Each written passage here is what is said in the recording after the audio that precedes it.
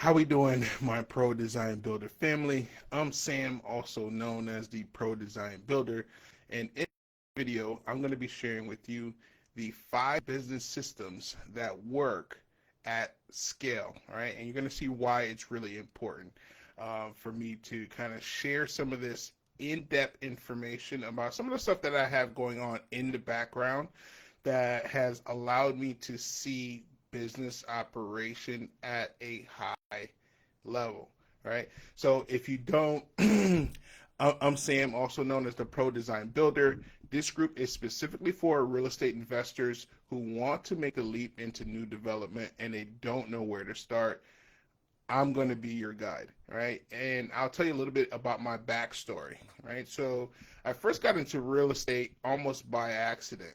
But what happened was my wife got into med school, and when she got in, she wrote me a letter and she said, "Hey, Sam, I didn't want to go." And she listed off a plethora of different reasons why that didn't make sense for her to go into med school. But from there, she handed me the book, Rich Dad Poor Dad.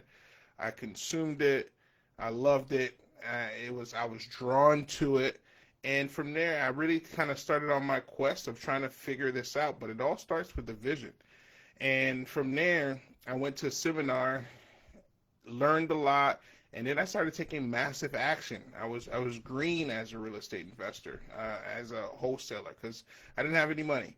And that was going to be the best way for me to get into the game, was going to be as a wholesaler with no money.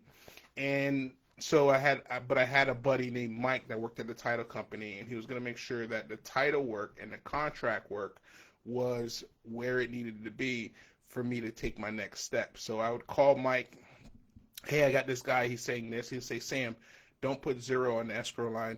Hey, I got this sort of deal, da da da. Make sure you initial every page on the contract. Hey, Mike, I got this, and that." And he really was like I would consider him my first mentor, secret mentor, because he didn't know that he was mentoring me, but I wanted to make a transition into real estate.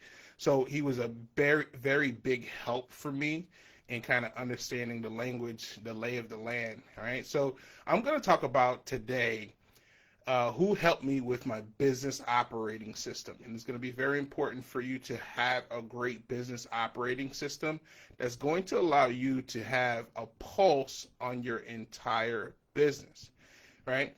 So let's dive in deep into this particular subject topic. I'll give you a little bit of background, and then I'll peel back the onions on kind of how we got there to what we're looking at. So it's important to know that process matters, right? So I'm going to take you back a little bit to the time I met my mentor for the first time.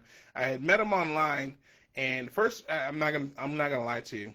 I heard him on a podcast, and the wisdom that he exuded and where he was at in his business and where he was looking to go, I said to myself, I want him to be my mentor. So I met him online first after listening to a podcast.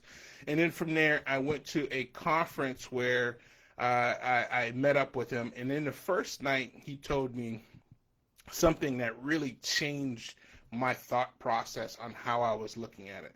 And my mentor, Jeff, he said to me, "Sam, I don't sell a house renovation. I don't sell a kitchen. I don't sell a complete custom home. I sell a system that gets you to that custom home, that system that gets you through that renovation, the system that gets you through that, whatever project that you're going through." And I remember I sketched it down on the top of the pad, and I still have the same pad. Right. And I went back home and I said to my wife, I was like, "Hey, maybe I've been looking at this wrong the whole time." Right? He's talking about a system to get him through all of these different hurdles that you have to jump when you're building a house. Right. So when he said that to him, I saw him the next day at our next meeting. I said to him, I grabbed him, and maybe this is a little wisdom. But I said, "Hey, listen, you dropped one of the biggest nuggets on me, and you probably didn't even know you did it." And then I told him about the system that gets him to this, and that, right? And how that was profound for me. So I went through my conference, grew a lot, spoke to a lot of people. I'm a big networker. But networking with genuine conversations, with genuine connections, has been something that has been invaluable to me. And from there, I came up with the bright idea to reach out to Jeff. I wanted to see his operation. He's on what we call stage 4 of his business. He's looking to exit. He's been around for a long time.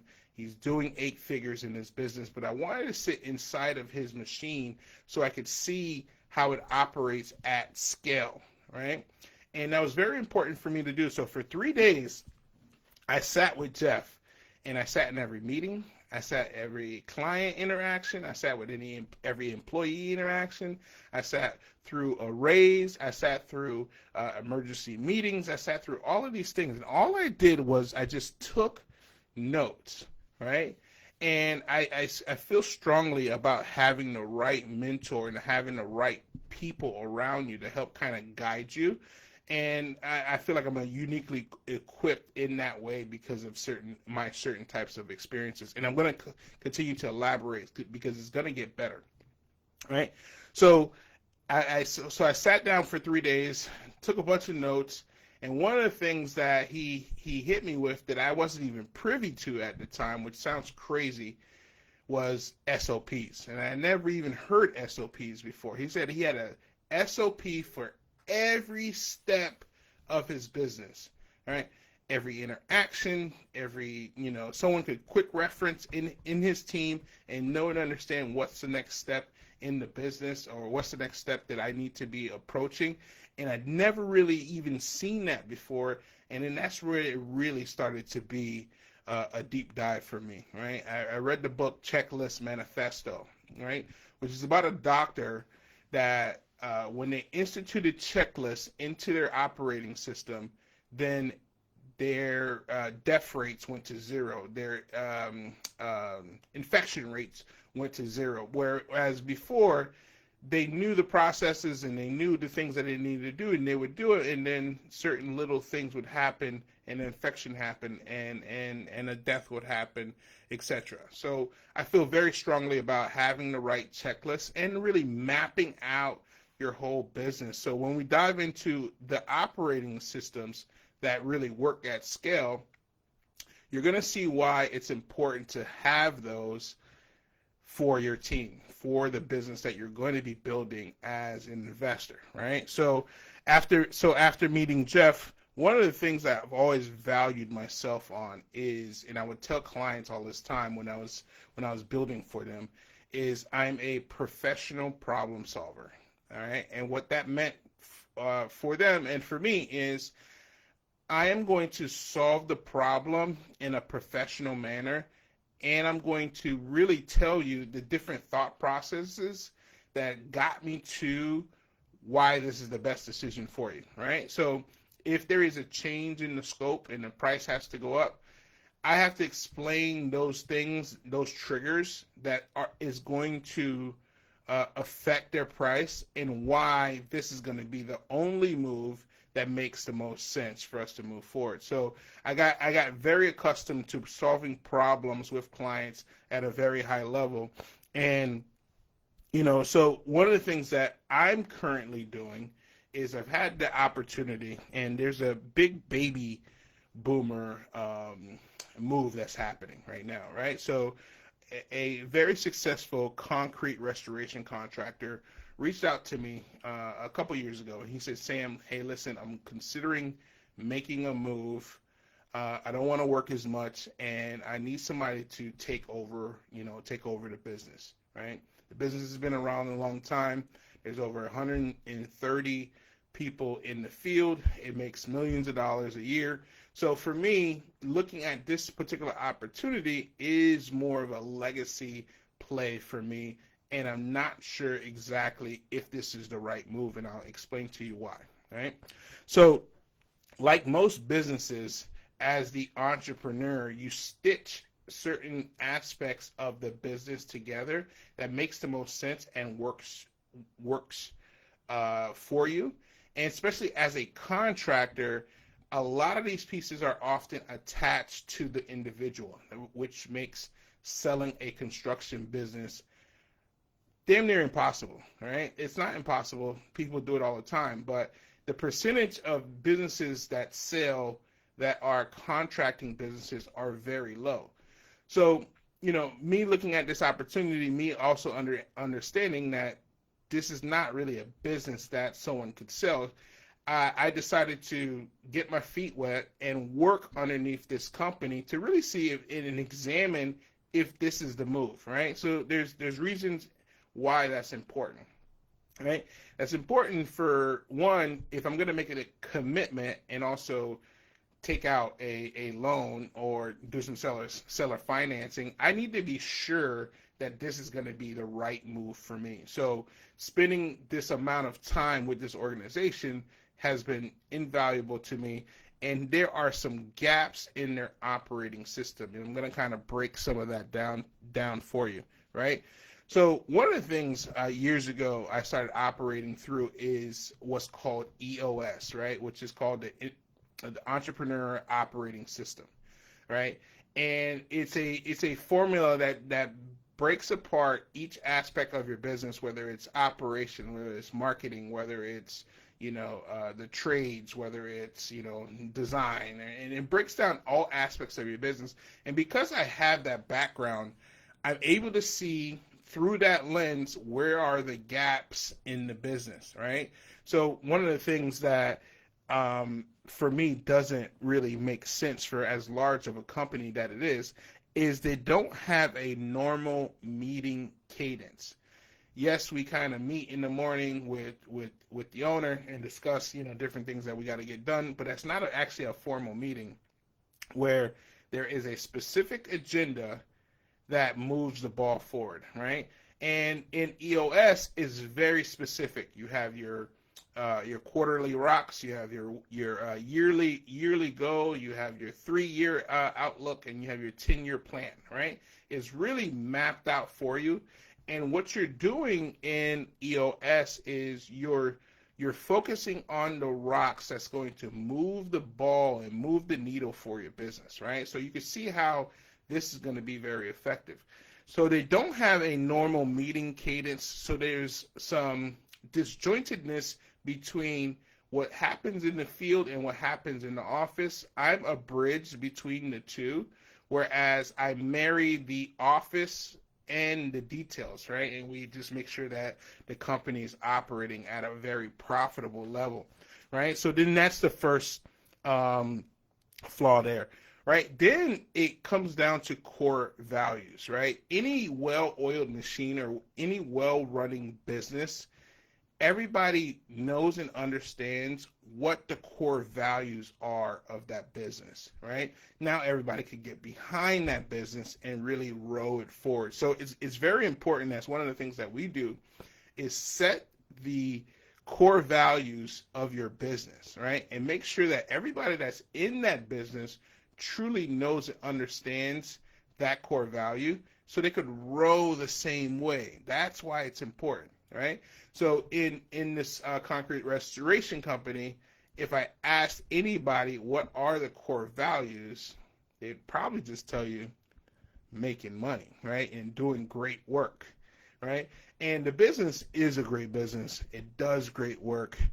It does cash produce. It does all of these things. But at the same time, too, there is a gap missing, and there's a gap missing in culture fit as well, by not knowing what the core values are to get the same people rowing together in the same direction, right? So you can see how that's important, right? So everyone in the company does not know the core values, and in EOS, everybody needs to know the core value. Everybody needs to know the core focus, right? So we need to know what our rocks are, the core focus, the to-do list, the tasks that we need to knock out each and every week, and problems that we need to solve each and every week as the business owner, as the operator of the business. It's going to be important for you to know and knock out all of these different tasks, because there's a lot of different variables when it comes to new development, right? And it's going to be important for you to be able to knock out tasks at a very high level. So having the right operating system, and then once you have the right pieces and the right management, then they are responsible for that particular segment of the business. So it's going to be important for you to set up a great leadership team that has control over that aspect of the business, and there's no core focus there. All right, and then I mentioned to you briefly 10-year target and 1-year plan, quarterly rocks. None of those things exist.